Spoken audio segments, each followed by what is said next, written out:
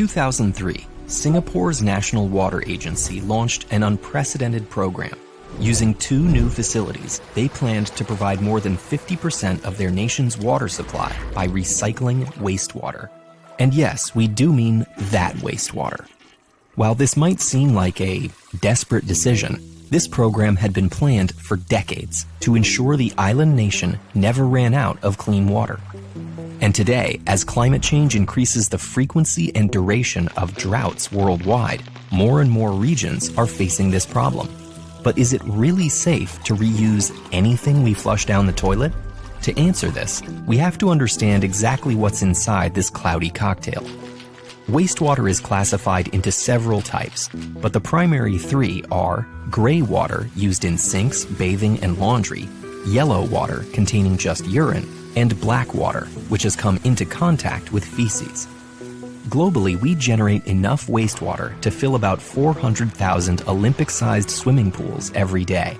In cities and towns with sewage systems, this wastewater combines in underground pipes, which actually aren't filled with feces. The average 4,000 liters of sewage contains only a single liter of solid fecal material, but sewage is still rife with dangerous contaminants, including billions of pathogens and microorganisms, trace chemicals, and excess inorganic nutrients that can pollute rivers and lakes. So even if we aren't planning to drink this concoction, we still need to clean it, which is why sewer systems typically run to wastewater treatment plants. Most plants remove major contaminants such as feces, pathogens, and excess nitrogen from all the water they process. And this involves a ton of biological, chemical, and physical interventions. Some of the most important include settling tanks to remove large particles, biological reaction tanks, where microbes eat unwanted materials, and chemical disinfection processes that kill pathogens.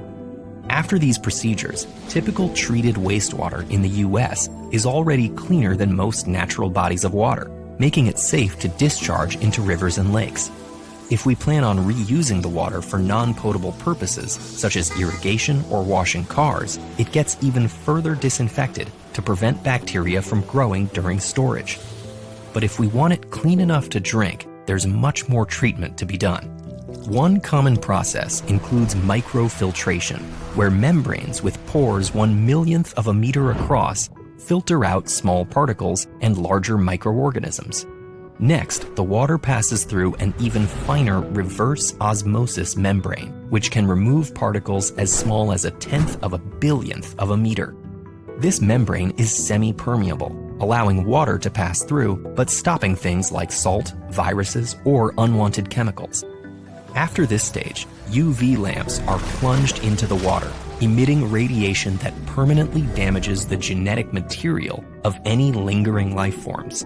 Sometimes UV disinfection is then combined with further disinfection processes that use chemicals like hydrogen peroxide to handle a wide range of microorganisms and micropollutants. At this point, the treated wastewater is tested rigorously, and if it passes, it can safely enter the typical pipeline for drinking water, going through the standard treatment procedures before joining the municipal supply. This approach is called direct potable reuse. But even though it's perfectly healthy, there's still some concern with such a direct system.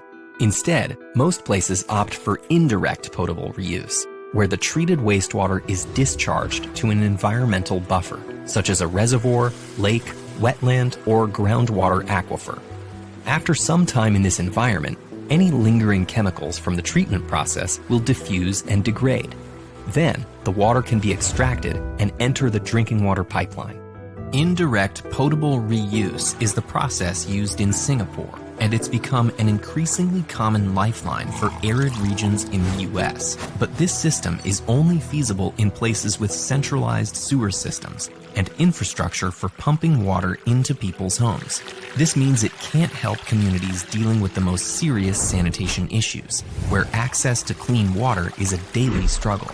Researchers are investigating smaller-scale technologies to recycle sewage into potable water on-site, but helping these communities in the long term will require us to take a closer look at all the water we've been wasting.